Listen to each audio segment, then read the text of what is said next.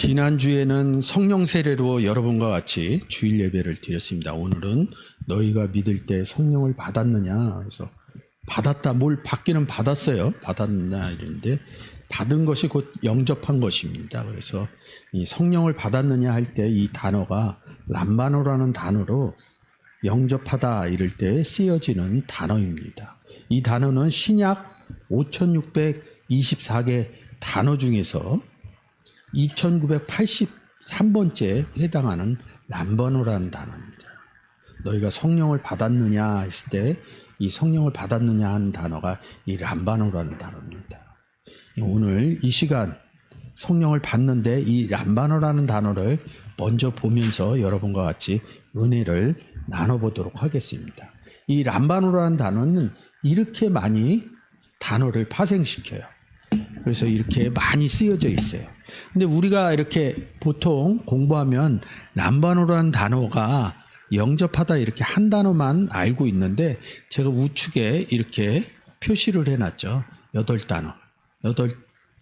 8단어를 이렇게 표시해 놨습니다. 이 단어들도 영접하다의 뜻이 있어요. 좀 이따 뒤에서 제가 아마 볼 겁니다.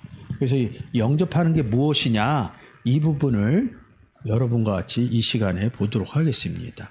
그래서 이제 수요일 날도 그 구약에도 영접의 의미를 쓰여지는 단어가 있어요. 그래서 요즘 제가 자주 보여드리죠. 이렇게 람바노 그런데 이 람바노 헬라어를 시브리어로 쓰면 7760번 쉼이라는 단어가 있어요. 지난 수요 기도회 때 이 숨을 해갖고 영접의 의미로 여러분과 같이 은혜를 나눠봤습니다. 그래서 이렇게 쓰이면 헬라어를 시브리어로 바꿨다 그래서 이런 사전들이 있어요. 그것을 시엘 사전 이릅니다.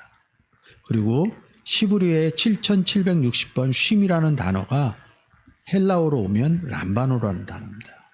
굉장히 많이 쓰여져 있지만 오늘은 람바노를 중심으로 여러분과 은혜를 나눠보도록 하겠습니다. 그래서 이 두 가지를 다 교차해서 신약과 구약을 교차해서 영접의 의미를 여러분들하고 나눠보도록 하겠습니다. 여러분들이 영접하면 딱 생각나는 구절이 있겠죠? 이 단어를 얘기하기 전에 그냥 이 한 구절만 읽으시면 됩니다. 요한복음 1장 12절과 13절입니다. 영접하는 자, 곧 그 이름을 믿는 자들에게는 하나님의 자녀가 되는 권세를 주셨으니 이는 혈통으로나 육정으로나 사람의 뜻으로 나지 아니하고 오직 하나님께로서 난 자들이니라. 영접하는 자 이럽니다. 근데 우리는 알죠. 대상이 누가 이 문장이 없어도 예수 그리스도를 영접했다는 것이죠. 그것을 이름을 믿는 자. 요한복음 3장 16절에서는 하나님이 세상을 이처럼 사랑하사 그를 믿는 자 이럽니다. 예수 그리스도를 믿었다 이 의미가 영접했다 이 의미하고 같습니다. 믿는 자, 우리가 교회 나오면 교회 다니는 신자 이렇죠. 믿을 신자를 써서 믿는 자. 누구를? 예수 그리스도를. 그럼 왜 예수 그리스도를 믿느냐 이거죠. 이 예수 그리스도는 요한복음 10장 30절에 아버지 하나, 나는 하나다 그러면서 하나님하고 같이 있다. 이런 의미가 성경에 아주 중요한 의미입니다. 그러니까 예수 그리스도를 믿는다 이런 것은 곧 아버지 하나님을 믿는다 이런 내용과도 같습니다. 이 영접한다 이 람바노라는 단어의 아주 대표적인 단어죠. 그래서 영접의 의미를 그냥 예수 그리스도 영접의 의미도 있지만 지금 제가 이렇게 써놓은 구절들이 있습니다. 너희를 영접하는 자는 나 누구 예수 그리스도를 영접하는 것이요. 나를 영접하는 자는 나 보내신 이를 영접한다. 예수 그리스도를 보낸 분이 누구겠어요? 누구나 다 하나님이라고 생각을 합니다. 근데 성경은 따로 떨어져서 보는 게 아니라 요한복음 10장 30절에서 나와 아버지는 항상 같이 있다 이렇게 얘기를 합니다. 근데 우리가 이 성경에 요한복음 10장 30절의 내용을 모르니까 예수님만 보냈다 이렇게 생각을 합니다. 같이 온 게 보낸 거예요. 같이 있는 상태에서 예수님 보고 가라고 그러니까 일루도 가고 전리도 가고 그렇게 움직이는 거예요. 떨어져 있지 않아요. 하나님과 예수님과는 따로 떨어져 있지 않습니다. 그래서 요한복음 10장 30절을 모르면 이런 부분들이 제가 설명할 때 나 보내신 이를 영접한다. 왜 예수 그리스도만 영접했는데 나 보내신 이 하나님도 영접을 하냐 이거죠. 요한복음 13장 20절도 마찬가지입니다. 내가 진실로 진실로 너희에게 이르노니 나의 보낸 자를 영접하는 자는 나를 영접하는 것이요 나를 영접하는 자는 나를 보내신 이를 영접하는 것이니라. 마태복음과 밑에 쓰여져 있는 구절이 보면 예수님 누굴 보냈겠어요? 제자를 보냈겠죠. 제자가 왜 보내줬겠어요? 복음 전하려고. 복음 전한다는 것이 곧 뭐예요? 예수님을 전하는 것이죠. 좀 더 깊게 들어가면 예수 그리스도에 대해서 성경에 기록되어져 있는 예수 그리스도에 대해서. 그럼 예수 그리스도에 대해서만 얘기하나요? 복음 전할 때? 하나님에 대해서. 하나님과 예수 그리스도에 대해서 성경의 내용으로 전하는 것이 복음이겠죠. 그래서 그걸 누가 전해요? 나의 보낸 자, 제자들이죠. 그럼 어떤 사람들이 제자가 돼요? 예수 그리스도를 영접한 사람들이 제자가 되는 것입니다. 그러면 예수 그리스도만 영접하나요? 제가 좀 전에 말씀대로 요한복음 10장 30절에 나와 아버지는 하나다 이 의미로 해서 뭐예요? 예수 그리스도도 영접하고 하나님도 영접되어진 상태가 알아져야지 뭐예요? 나를 보낸 자는 나를 영접하는 자는 나 보내신 이를 영접한다. 이 의미가 이 구절의 의미가 살아나는 것이죠. 그러니까 성경은 굉장히 영접이 되었다 그러면 뭐예요? 람반호했다 그러면 뭐예요? 예수 그리스도만 영접한 게 아니라 하나님도 영접을 했다. 이런 의미로 보셔야 되죠. 그래서 제가 이 뒤편에 이렇게 표시를 해놨습니다. 요한복음 10장 30절, 요한복음 14장 6절, 요한복음 6장 44절.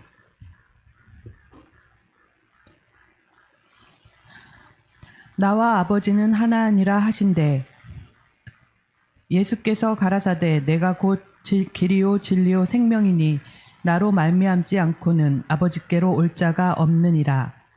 나를 보내신 아버지께서 이끌지 아니하면 아무라도 내게 올 수 없으니 오는 그를 내가 마지막 날에 다시 살리리라. 아버지께로 올 자가 없느니라. 자, 제가 계속해서 말씀드리죠. 성경에서 아주 저는 개인적으로 중요한 구절이라고 봅니다. 나와 아버지는 하나다. 이 구절을 제가 깨닫기 전에는 막연하게 예수님과 하나님이 따로 떨어진 상태로 봤어요. 그래서 예수님을 보냈다. 이 의미로. 2000년 전에 오셨다 그러면 오셨을 때 보내진 게 아니라 같이 오신 거예요. 그래야 이 요한복음 10장 30절에서 얘기하는 나 보내신 자를 찾아낼 수 있죠. 그래서 뭐예요? 예수께서 가라사대 영접하면 내가 길이요 진리요 생명이니 나로 말미암지 않고는 영접한 자들이 아버지께로 올 자가 없느니라. 영접의 의미는 아버지께로 가려고 그러는 것입니다. 그래서 아버지의 자녀가 되는 것이죠. 요한복음 6장 44절에 딱 이렇게 써 있어요. 나를 보내신 아버지. 자, 그러면 여기가 우리가 한글의 의미로 보면 아버지께서 날 보냈다. 뭐 심부름을 보내든지 사명을 주든지. 근데 이게 이 내용을 딱 읽고 요한복음 10장 30절로 가면 뭐예요? 아버지와 나는 하나다. 분리의 개념이 아니라 같이 있다는 개념이겠죠. 그래서 앞문장에서 보여지는 나를 영접하는 자는 나 보내신 이 누구? 하나님 아버지를 영접하는 것이다. 이 의미가 살아나셔야지 이 부분이 보여지는 것이죠. 다시 말씀드리면 뭐예요? 영접하는 자 이랬을 때 뭐예요? 예수님만 영접한 게 아니라 하나님 아버지도 영접했다. 그래서 이 영접의 의미를 그냥 우리는 받아들였다 이렇게 생각을 해요. 영접했다 그러니까. 근데 14장 6절에 뭐예요? 아버지께로 갔다 이런 의미가 있어요. 근데 요한복음 1장 13절에서는 뭐예요? 영접했는데 하나님께로 나아졌다. 성경은 우리가 세상에서 쓰는 의미하고 많이 달라요. 그러니까 하나님에 대해서 예수 그리스도에 대해서 이야기를 하려고 그러면 성경의 기준을 갖고 얘기를 해야 된다는 것이죠. 우리는 엄마, 아버지가 결혼해서 엄마 뱃속에서 태어난 세상에 주민등록번호가 있습니다. 산부인과를 통해서 낳아진. 근데 구원의 내용에서 보면 예수 그리스도를 언제 영접하면 그게 산부인과를 통하지 않고 영접한 게 곧 하나님께로부터 난 자들이라는 거죠. 그리고 이렇게 영접되어진 사람들이 또다시 영접을 시키러 다닌다는 것이죠. 누구에 의해서? 내 안에 계신 예수님에 의해서. 그래서 뭐라 그래? 너희를 영접하는 자는 나를 영접하는 거예요. 나를 영접하는 자는 나 보내시니 하나님을 영접하는 것이다. 이렇게 기록되어졌다는 것이죠. 그러니까 영접의 의미가 그냥 예수님 영접했어요. 이 의미보다는 좀 더 확장돼서 은혜스럽게 여러분 내용 가운데 접해주셨으면 좋겠습니다. 그래서 갈라디아서 4장 14절에 이렇게 기록되어져 있는 것이죠. 너희를 시험하는 것이 내 육체에 있으되 이것을 너희가 업신 여기지도 아니하며 버리지도 아니하고 오직 나를 하나님의 천사와 같이 또는 그리스도 예수와 같이 영접하였도다. 이런 내용이 있는 것입니다. 영접의 내용 중에서. 그래서 여러분들이 영접하게 되면 하나님 아버지도 영접한다. 이게 람바노 단어의 아주 기본적인 내용이고 그냥 이 부분만 그냥 요한복음 1장 12절만 알고 계셔도 돼요. 영접의. 근데 아까 보신 것처럼 이 영접이란 단어는 람바노, 에이로, 에피티데미, 바스타조, 데코마이 잘 안 보이네요. 하여튼 이 단어가 8단어가 같이 쓰여져요. 그래서 제가 이걸 정리를 해봤어요. 이 십자가를 지고 이러는데 우리는 한글로 십자가를 지고 이렇게 쓰잖아요. 근데 여기 헬라어 원문 단어는 다 달라요. 마태복음에서는 람마노라는 단어를 쓰고 마태복음 16장에서는 에이로라는 단어를 쓰고 누가복음에서는 에피티데미라는 단어를 씁니다. 이런 부분을 다 봐야 십자가를 진 게 무엇이다 이런 의미를 찾아갈 수 있다는 거죠. 이렇게 십자가를 진다 이런 단어들이 제가 번호를 이렇게 8단어가 나온다는 거죠. 너희를 영접하는 데코마이라는 단어를 쓰고요. 이 양이 너무 많아서 제가 이렇게 분리를 했습니다. 파라덱소마의 이름입니다. 말씀을 듣고 받아, 말씀을 듣고 이럽니다. 그러니까 말씀을 들었다는 게 이래요. 누가 이렇게 얘기한 걸 들었다 이 의미로 하는데 성경은 궁극적인 의미는 누구의 말씀을 들은 거예요? 말씀이라는 단어의 그 뜻을 몰라서 그래요. 그 말씀을 들었다 이 내용이 어디 기록되어져? 성경에 기록되어져 있습니다. 성경에 누구에 대해서? 하나님과 예수님과 영접한 사람들에 대해서 기록되어져 있는 거죠. 영접한 사람들을 전하지는 않아요. 누구를 전해요? 하나님과 예수님을 전하는 겁니다. 그러니까 말을 듣고 말씀을 들었다는 것은 뭐예요? 하나님에 대해서, 예수님에 대해서 이 의미로 받아들여야죠. 그래서 마가복음 4장 20절에 좋은 땅에 씨 뿌리는 비유죠. 씨는 말씀이니 이릅니다. 누가복음 8장에서. 말씀을 뭐라고 그래요? 그리스도 이릅니다. 말씀에 대해서 들었다 그래서 듣고 받았다. 영접했다. 하나님과 예수 그리스도에 대해서 얘기했더니 영접했다 이런 의미입니다. 이 지금 파라덱소마이 같은 경우는 이렇게 좀 풀어드려야 돼요. 근데 사도행전 22장 18절에서는 말을 듣지 않았다, 영접하지 않았다 이런 뜻이거든요. 여기 위에는 듣고 받았는데 여기는 받지를 않았으니까 말을 듣지 아니하니라. 영접하지 않았다. 이 의미가 있는 것입니다. 근데 이 파라덱소마이로 사도행전 15장 4절에서는 영접을 받고 이런 의미로 기록되어져 있는 것이죠. 그래서 영접이라는 단어가 람바노라는 단어도 있지만 이 8단어와 같이 한글적인 의미로 같이 쓰인다는 것이죠. 이 재미난 단어가 있어요. 그래서 이 람바노라는 단어 중에서 파생된 단어, 제가 이렇게 여기 빨간색으로 보여준다. 기본 단어예요. 성경에 기본 동사, 기본 단어, 기본 명사 이렇게 쓰여집니다.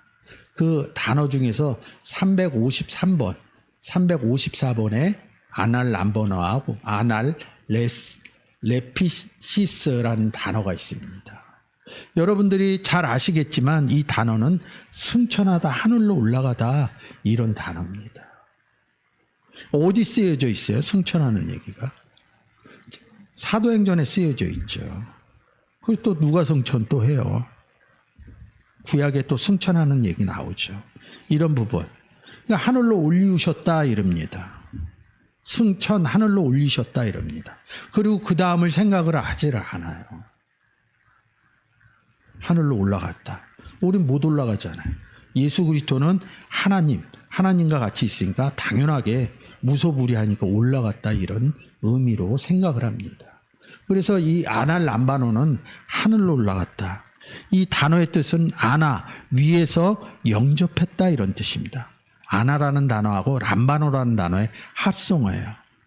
위에 영접 이릅니다. 그래서 올리우시고 이래서 요 세 구절 읽어주세요. 주 예수께서 말씀을 마치신 후에 하늘로 올리우사 하나님 우편에 앉으시니라. 그의 택하신 사도들에게 성령으로 명하시고 승천하신 날까지의 일을 기록하였노라. 가로되 갈릴리 사람들아 어찌하여 서서 하늘을 쳐다보느냐. 너희 가운데서 하늘로 올리우신 이 예수는 하늘로 가심을 본 그대로 오시리라 하였느니라. 끝난 거예요. 그냥 하늘로 올라갔다 그러니까. 하나님 계신 곳으로 갔구나. 사도행전 2장에 승천한 날까지 기록하였는데 어디? 사도행전에. 이 사도행전은 또 책에서 보면 신약에 있는 거죠. 구약 신약. 성경책 한 권에 기록되어져 있는 것이죠. 하늘로 올라간 얘기를 기록하려고 우리는 못 올라갔어요. 근데 구원은 받았어요. 그러니까 하늘의 의미를 몰라서 그래요. 주 예수께서 말씀을 마치신 후에 하늘에 올리우셔 하나님 우편에 앉으시니라 이럽니다. 에베소서 1장 20절과 에베소서 2장 5절, 6절 한번 쭉 읽어주세요. 그 능력이 그리스도 안에서 역사하사 죽은 자들 가운데서 다시 살리시고 하늘에서 자기의 오른편에 앉히사 허물로 죽은 우리를 그리스도 예수 안에서 살리셨고 너희가 은혜로 구원을 얻은 것이라. 또 함께 일으키사 그리스도 예수 안에서 함께 하늘에 앉히시니. 에베소서 1장 20절에서 죽은 자들 가운데서 살렸다. 에베소서 2장 1절이죠. 허물과 죄로 죽었던 너희를 살렸다. 그래서 에베소서 2장 5절을 제가 갔다는 건 허물로 죽은 우리를 살렸는데 어떻게? 예수 그리스도 안에서 살렸고 이럽니다. 너희가 은혜로 구원을 얻은 것이다. 그리고 6절에서 이 똑같은 내용을 어떻게 하냐면 살렸는데 은혜로 구원 얻은 게 무엇이냐? 함께 하늘에 앉혔다 이런 소리입니다. 하늘에 누가 계시길래? 하나님이 계시죠. 그래서 우리가 주기도문 할 때 하늘에 계신 우리 아버지 이럽니다. 얘기하셨을 때 뭐예요? 나로 말미암지 않고는 아버지께로 갈 자가 없느니라. 요한복음 14장 6절 앞에서 읽고 왔죠. 하늘로 올라갔다고요. 누구를? 구원 얻지 못한 사람을 구원해서 예수 그리스도, 그냥 우리는 삶에서 보면 예수 그리스도를 영접해서 구원 얻었어요. 그리고 끝나요. 근데 성경은 이 부분을 우리의 상태를 성경적인 의미로 해석을 해놓은 것입니다. 그냥 세상에서는 예수 믿으세요 해갖고 예수 믿으면 그냥 구원 얻었습니다 이거로 그리고 교회 나오면 돼요. 근데 성경은 이 부분을 굉장히 에베소서에서는 굉장히 하늘의 의미로 풀어놓은 것입니다. 구원 얻은 게 너희가 그리스도 예수 안에서 하늘에 앉힌 거야. 하늘에 무슨 보좌가 있어요? 하나님 보좌가 있다고요.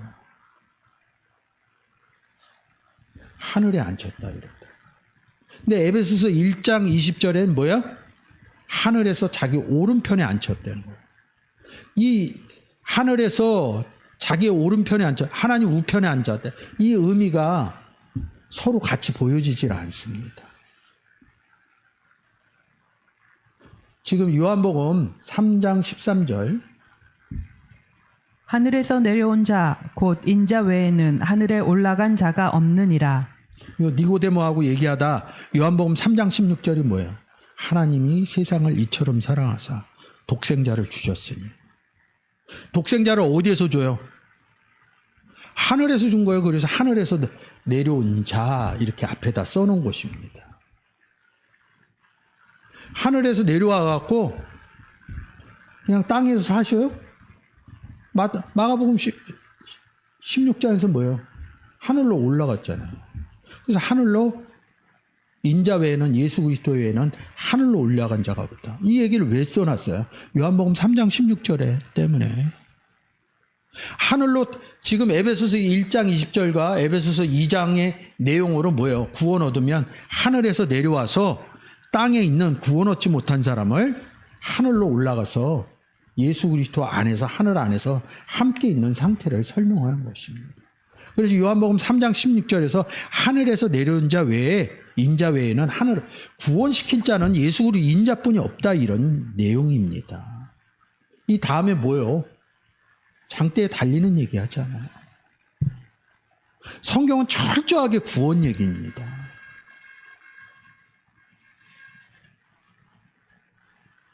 그 내용을 모르면 마가복음 16장이나 지금 사도행전 1장 2절이나 사도행전 1장 11절에 하늘로 나하고 동떨어진 얘기예요. 그러면 지금 에베소서 내용으로 보면 저 구원 얻었어요. 예수 그리스도를 믿었으니까. 그러면 성경적인 의미로 저는 어디에 있는 상태예요? 에베소 하늘에 있는 상태예요. 누구를 통해서? 예수 그리스도를 통해서 하나님과. 그래서 임마누엘 얘기를 그렇게 하는 것입니다. 그러면 하늘에 올라갈 수 있는 방법이 뭐 있어요? 예수 그리스도 외에는 방법이 없어요. 성경 구원의 방법, 하늘에 앉히는 사건의 방법은 예수 그리스도뿐이 없습니다. 그래서 사도행전 1장 11절에 하늘로 올리우신 이 예수는 하늘로 가신 본 그대로 오시리라는 거야. 그러면 어디에서 오시는 거야? 하늘에서. 그러니까 하늘에서 내려온 인자 외에 하늘로 올라가, 하늘로 올리우신.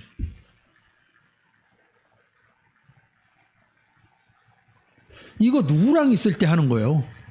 이 사도행전 1장이 누구랑 있을 때 하는 거야? 제자들하고 있을 때 얘기하는 거예요. 근데 제자들이 이 내용을 1장에서 못 깨달아요. 2장 가서 오순절 사건 때 깨달아요. 그게 깨달아지고 나서 복음을 전하기 시작합니다. 실질적인 사도행전은 2장서부터 시작이 되는 것입니다. 사도들의 복음 전하는 행전 이름입니다. 하늘로 올라가려고 애쓰지 마세요.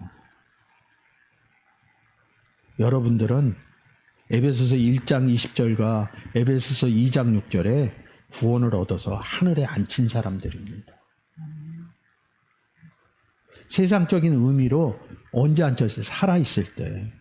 죽어서 하늘로 올라갈 생각하지 마세요. 이 땅에 생명이 끝나서 하늘로 올라갈 생각하지 마세요. 성경에서는 예수 그리스도를 영접해서 하늘에 있다고 그러는데 왜 자꾸 이 땅에 생명이 끝나고 하늘로 가려고 그러냐고요. 제발 성경 좀 보셨으면 좋겠습니다. 그러면 이 승천의 의미, 영접의 의미가 달라지시는 것입니다. 그래서 람바노라는 단어, 그리고 지금 화면에서 보시는 아날 람바노에 대해서 여러분과 은혜를 나눠봤고요. 오늘 사도행전 19장의 내용이죠.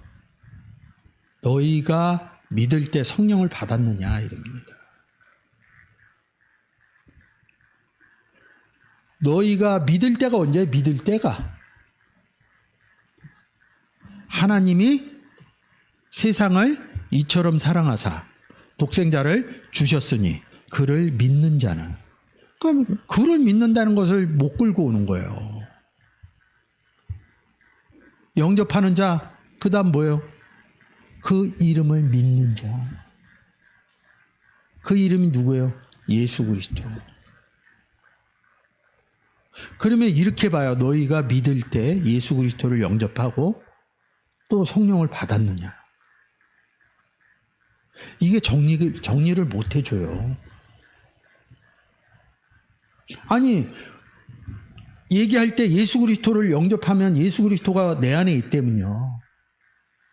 근데 왜 또 성령을 받아야 되냐고요.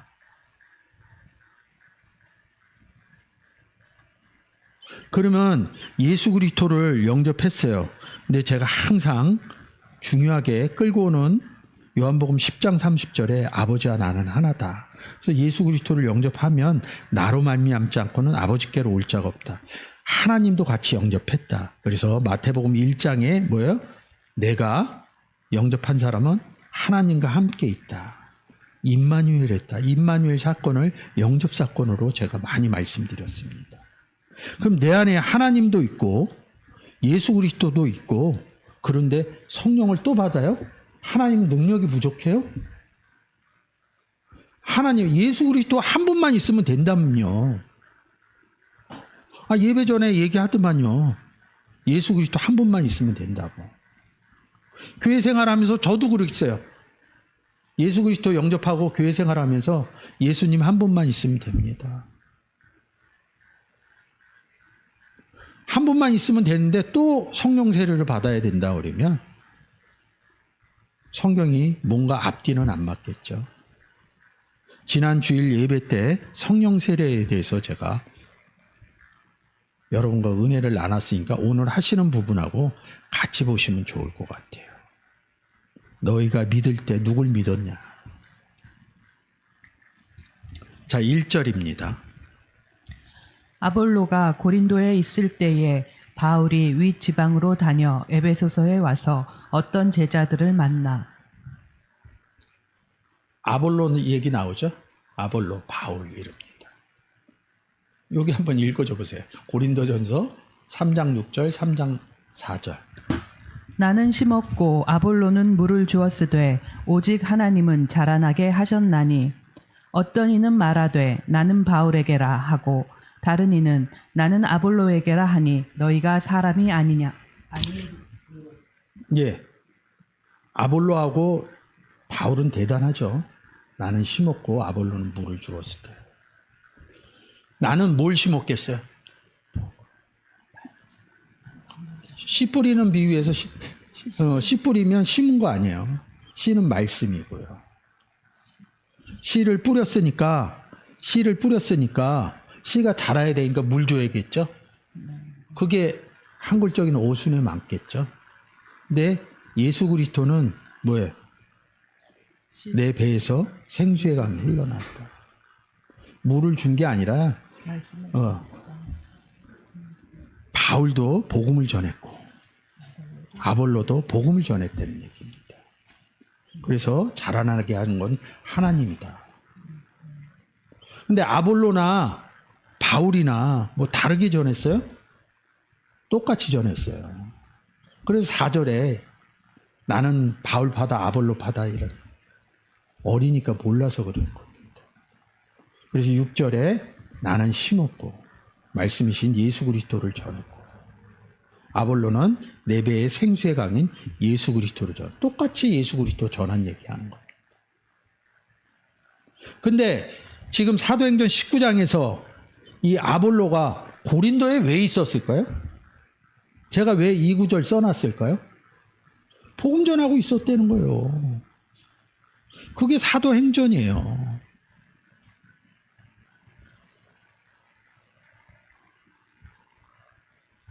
그래서 바울이 윗지방으로 다녀 에베소서에 와서 에베소서 쓰는 거예요. 어떤 제자들을 만나. 근데 잊어버리는 거예요. 그냥 2절에 믿을 때 이러니까 이 사람은 믿고 있었는데 성령 안 받았다 이렇게 규정을 해놓고 들어간 겁니다. 아, 예수님 믿었는데 뭘 또 복음을 전하러 다녀요. 마테테스 제자 이러는데 성경에는요 다른 예수가 있어요. 다른 복음이 있고요. 다른 성령이 있고요. 그럼 제자는 다른 제자가 없겠어요? 그러면 아볼로나 사도 바울이 사도행전에서 복음 전하는 대표적인 장소가 어딘 줄 아세요? 회당이죠. 우리가 헬라어로 시나고게 이릅니다. 회당 가서 전해요. 우리처럼 길거리에서 예수 믿으세요 하는 그런 복음 전도가 아니에요. 이 회당은 뭐예요? 그 당시에 다 하나님을 믿고 있었던 사람들이에요. 남유다와 북이스라엘을 망하면서 다 유럽 각지로 흩어집니다. 에베소로. 그래서 이 사람들이 성전 생활을 못해요. 그래서 회당 문화를 창시합니다. 그래서 안식일이면 두루마리 끈에다가 그냥 읽어요. 거기 모이는 사람들이 다 하나님을 믿고 있는 사람이에요. 그래서 이게 연원으로 잘 가야 돼요.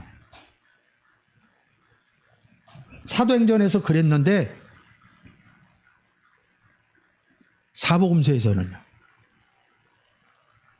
사복음서에서는 예수 그리스도가 2000년 전 이 땅에 지금 이스라엘 땅이죠. 이스라엘 땅에 왔어요. 왔을 때 그 땅에 하나님 안 믿는 사람, 그 나라를 지배하고 있던 로마 사람들 외에 그 땅에 거주하는 사람들은 거의 하나님을 믿었어요.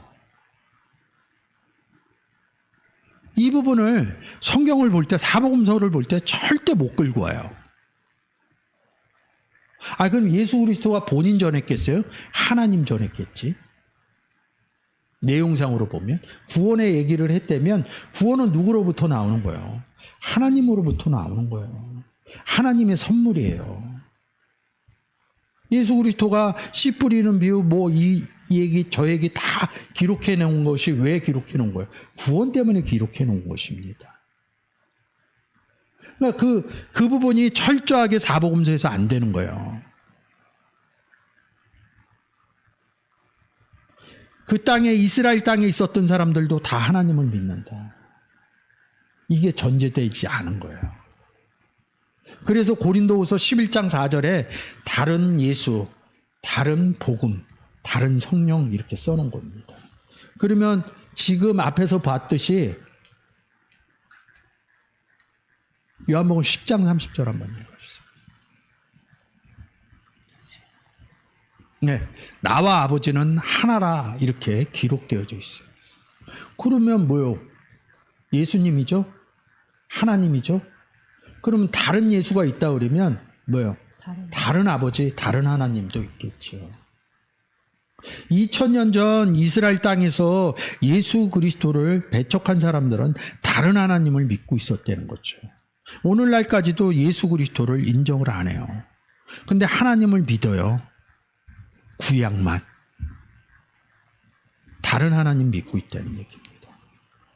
그래서 신약에도 하나님이란 원문적인 데우스라는 단어가 있는데 그것을 다른 하나님을 쓸 때 쓰질 못해요.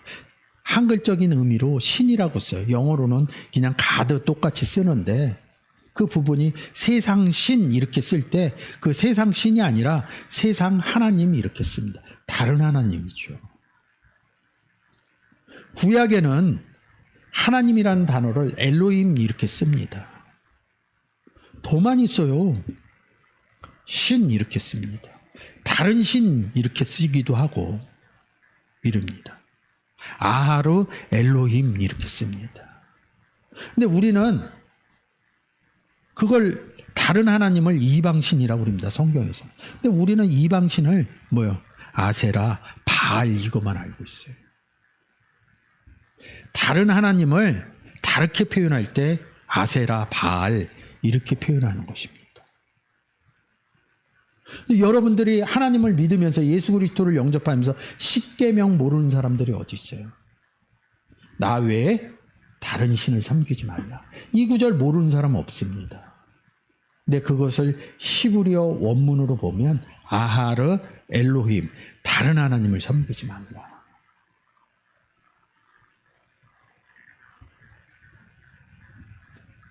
그래서 그 부분이 정리가 안 되면 지금 사도행전 19장에 보이는 이런 회당 문화에 가서 왜 사도 바울이 12제자가 회당 가서 복음을 전했냐 이거예요. 다 회당에 하나님을 믿고 있었던 사람들. 다른 하나님을 믿고 있었던 사람들. 지금 화면에서 보는 것처럼 나와 아버지가 하나인 것을 모르는 사람들. 그리고 또 뭐예요? 하늘에 앉혀진지 모르는 사람들. 예수 그리스도 영접하면 구원 얻으면 성경의 의미로 하늘에 앉혔다. 근데 희한하게 죽어서 하늘로 올라가는 얘기를 하니까 모르면 그게 맞죠. 누구도 죽음 이후의 얘기를 몰라요. 왜요? 죽었다 살아나서 얘기해 준 사람이 없으니까. 근데 성경은 죽었다 살아난 얘기를 합니다. 뭘 기점으로요? 숨쉬는 생명의 기점이 아니라 구원의 기점으로 죽었다 살아나는 얘기를 하는 것입니다. 근데 우리는 어느 거에 익숙해요? 언젠가 되면 이 땅에서 이 생명이 끝나가. 우리에겐 굉장히 중요할 수도 있어요. 근데 구원의 얘기는 그런 내용이 아닌 것이죠. 그래서 1절에서 보시면 이 의미가 잘 살아나셔야 돼요. 다른 제자들을 만났다. 회당에 갔다 이렇게 보셔야 돼요. 이 지방이라는 단어도 제가 사도행전 할 때 해놨습니다. 고린도에 있을 때 복음 전했겠죠. 다른 제자들에게. 근데 문제가 2절입니다. 이 부분. 에르코마이 이렇게 썼는데 이 에르코마이는 뒷부분 가서 제가 설명을 드릴게요. 이 에르코마이 쓸 때는 예수께서 온다. 참비 세상에 온다. 나는 스스로 온 것이 아니다. 온다. 예수 그리스도 영접 과정을 뭐예요? 영접했다 우리는 이렇게 얘기하는데 그것을 풀어서 쓸 때 에르코마이라는 단어를 쓴다는 것이죠. 오실 그이가 당신이 오이가. 오시면 어떻게 해요? 영접하든지 영접 안 하든지. 그래서 에르코마이가 이 19장 오늘 보는 본문에 3번이 기록되어져 있어요. 오신다 오신다.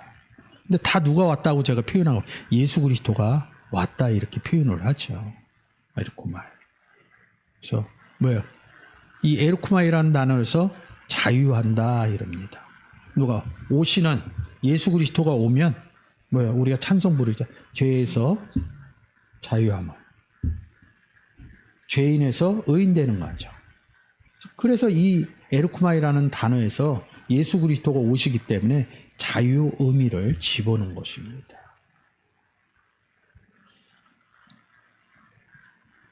자유 이렇게 하고. 제가 화면 좀 세워놓을 테니까 제가 설명한 내용으로 이 화면들 보시면 됩니다. 에르쿠마이. 이거 특이한 단어가 있어요. 3801번. 호온 카이호 엔 카이호 에르코모스 이름입니다. 단어가 되게 길어요. 에르코마이에서 왔다는 단어입니다. 전에도 계셨고 이제도 계시고 장차 오심. 제가 이렇게 풀어놨어요. 계속 분사 현재에 계속 오신다는 것입니다. 계속 오신다는 거예요. 근데 어떻게 와요? 여기 미완료로 끝나지 않는 존재로 오신다는 것이죠. 그 의미. 이제도 계시고 전에도 계시고 장차 오신. 저 기준으로 보면 뭐예요? 저한테 왔죠? 그전에도 다른 사람에게 왔죠? 그리고 앞으로도 다른 사람에게도 갈 거죠? 이 의미로 간단하게 생각하면 돼요, 이 단어는. 그러면 그 전에도 오셨고, 저에게도 오셨고, 그리고 앞으로 복음 전하면 오시리. 에르코마예요. 근데 이것을, 그러면 우리는 뭐예요? 과거, 현재, 미래 이렇게 따지잖아요. 그리고 익숙하잖아요. 우리는 삶을 살기 때문에 나는 몇 년도에 태어났어. 옛날에 어떤 일이 있었어. 이럽니다.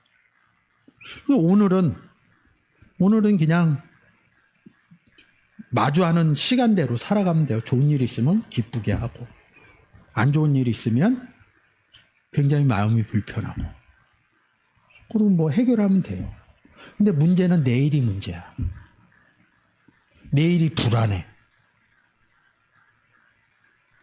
근데 성경적인 의미는 그렇지가 않아요. 어제나 오늘이나 내일은 다 동일해요.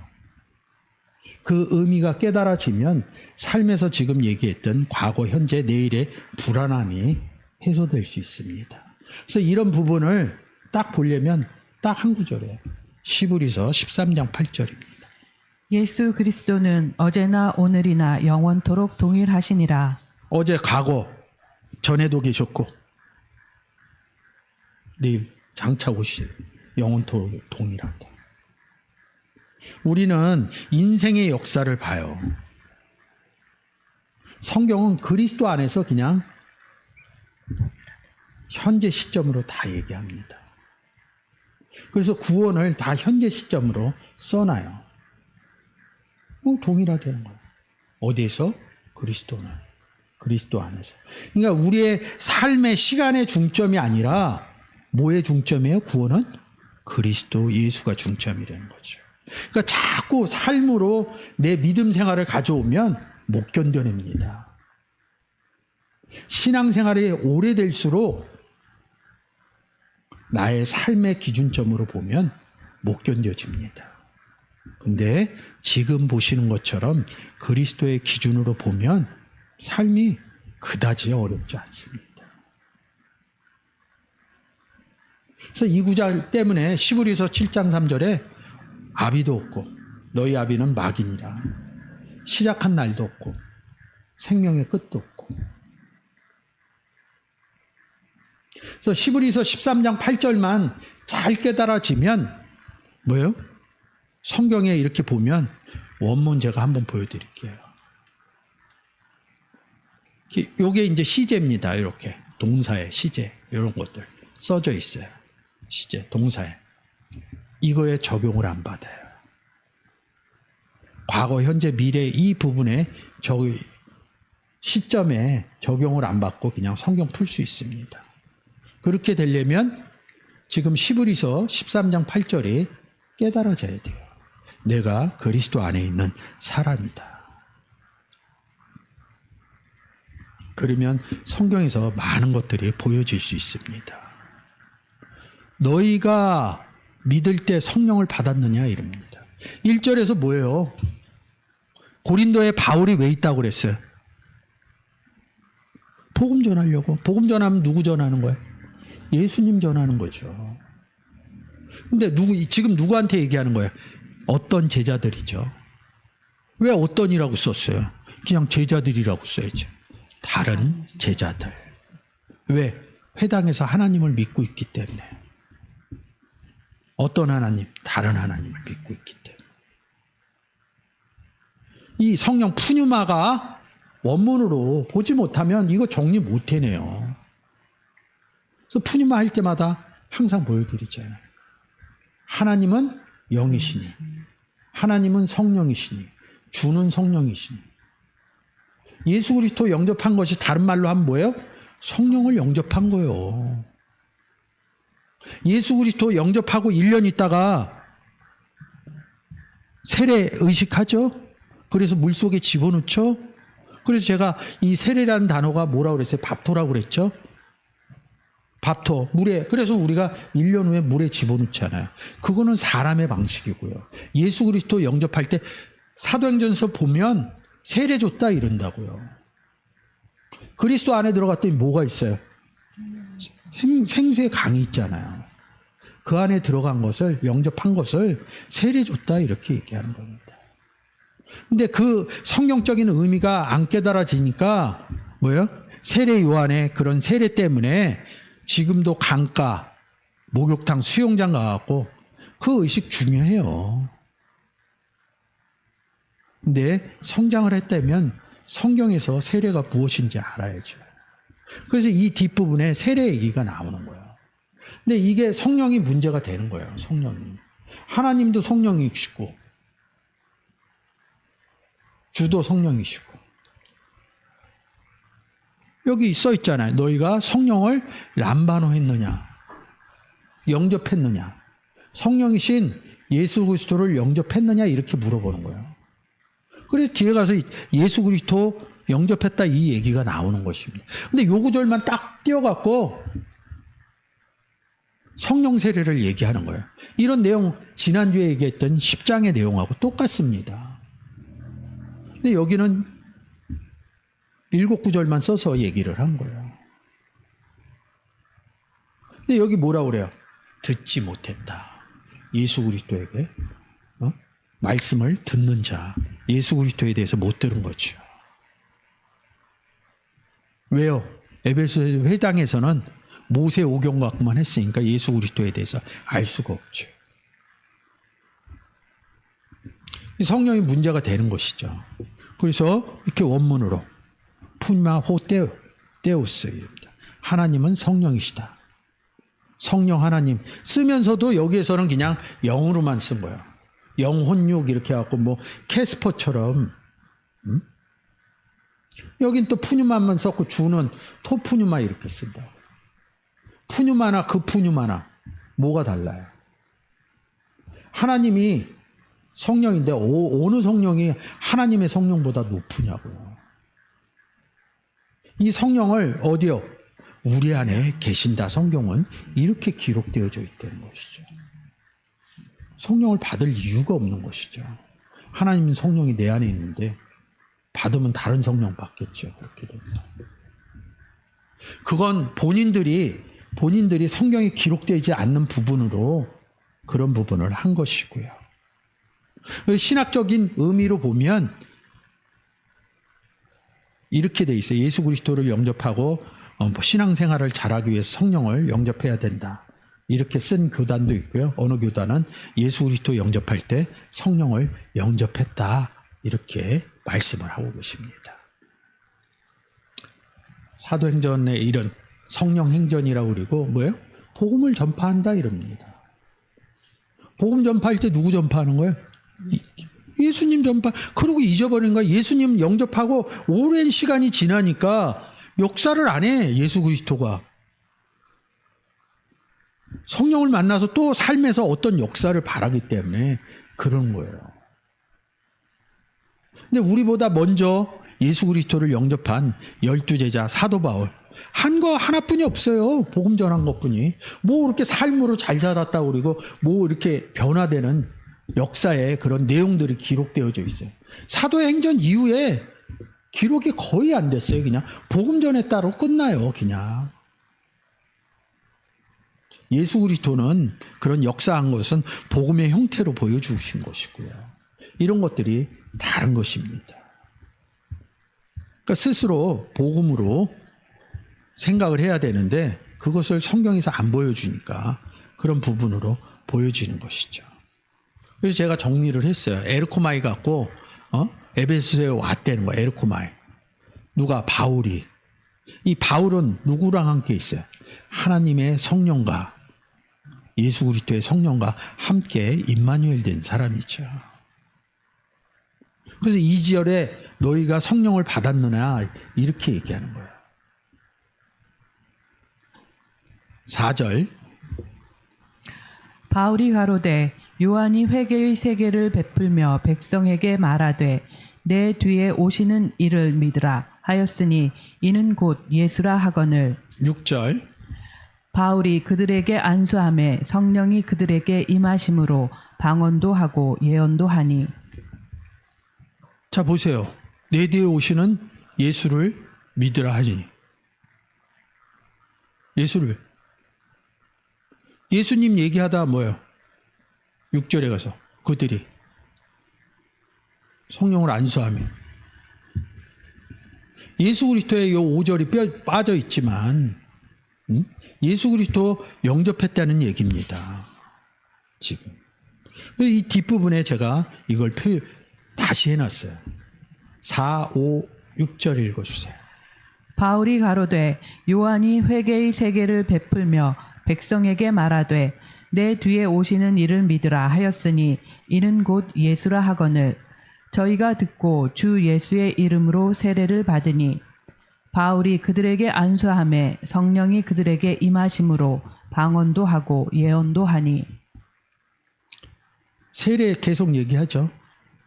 세례. 성령 얘기하다 세례 얘기하죠. 세례. 오셨다. 이럽니다. 그래서 저희가 듣고 주 예수의 이름으로 세례를 받으니 이럽니다. 제가 원문으로 이거 갖고 왔어요. 여기 제가 빨갛게 동그라미 쳤잖아. 이 콜론이라는 부호거든요. 6절에서 5절을 보충 설명한다. 이럽니다. 세례 받고 끝난 거예요. 근데 그걸 한 번 더 얘기한 거예요. 저희가 누구로부터 들었어요?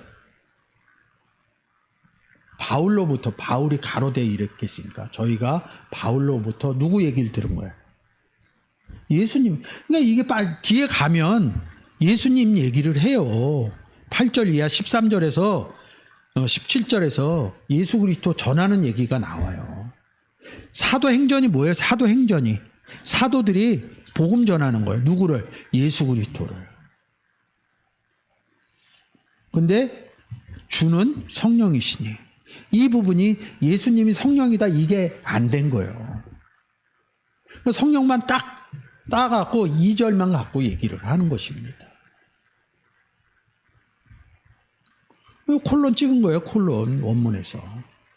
세례 받았다. 세례 받은 게 뭐예요? 예수 그리스도 영접했다. 람바노했다. 이런 소리입니다. 그것을 영접한 것을 바울이 얘기한 것을 안수했다. 이러는 거예요. 에피티데미 해갖고 손을 올려놨다. 지금 위에는 말만 했잖아요. 말만. 여러분 예수 그리스도 영접할 때 여러분들 생각해봐요. 말로만 들었잖아요. 말로만. 예수 믿으세요 하니까 말로만 저 예수 영접한 거 아니에요. 근데 성경에서는 한 몸 됐다 이런다고요. 근데 그것을 자세히 풀어헤치지를 않아. 그냥 예수 믿었다. 예수님 영접했다. 교회 갔다. 성경의 의미로 부합을 안 시켜요. 그냥 우린 예수만 믿었지 한 몸 된 거를 모른다고요. 누구의 몸인데요? 하나님의 몸, 예수 그리스도의 몸. 우린 영접했다만 알고 있지. 독생자가 오셔서. 근데 요 고린도전서 6장에서 뭐래? 너희가 하나님께로부터 몸을 받은 바 이럽니다.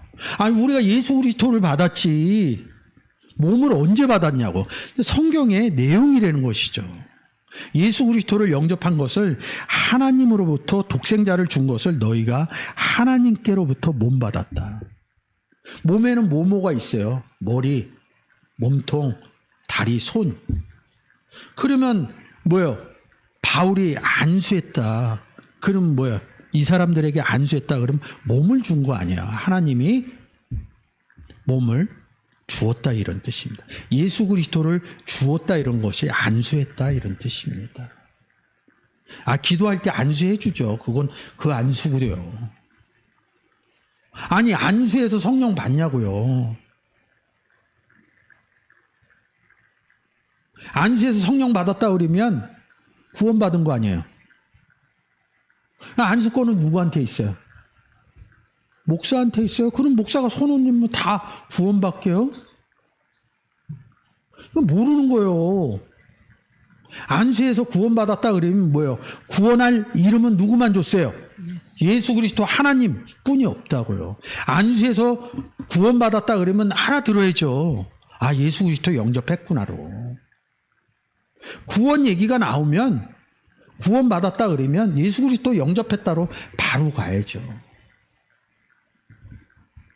성경하고 따로 신앙생활이 진행돼서 그래요. 안수함에 성령이 임했다 이런 뜻이에요. 임했다는 게 에르코마이 왔다는 거, 오시리가 왔다는 것입니다. 예수 그리스도가 왔다는 게 뭐야? 영접했다는 것이죠. 그러니까 이게 한글에 쓰여지는 발음이나 내용이나 의미가 다른데 결론은 똑같아요. 임했다는 게, 영접했다는 게 뭐예요? 예수 그리스도를 만나서 내 안에 왔다 이런 뜻이죠. 임했다가 뭐가 다르냐고요. 에르코마이를 쓰나 람바노를 쓰나 뭐가 다르냐고요. 그 내용적인 의미에서 봐야죠. 예수 그리스도를 영접했다. 예수 그리스도가 내 안에 임했다. 성령이신 예수 그리스도가 내 안에 임했다. 뭐가 다르냐고요. 근데 성경적인 의미에서 못 보고 삶에서 생활에서 성경은 보지 않고 어느 사람이 얘기하는 내용 갖고 보는 거예요. 그리고 성경을 읽으면 아나요? 모르니까 누군가 얘기해 준 데서 거기에서 딱 성령이 그들에게 임하신 거예요. 방언도 하고 예언도 하니. 그럼 예수 그리스도가 다니면서 계속 방언을 했겠죠. 예언, 말한다, 방언. 언자 들어갔잖아요. 말언자. 뭘 얘기하겠냐고요.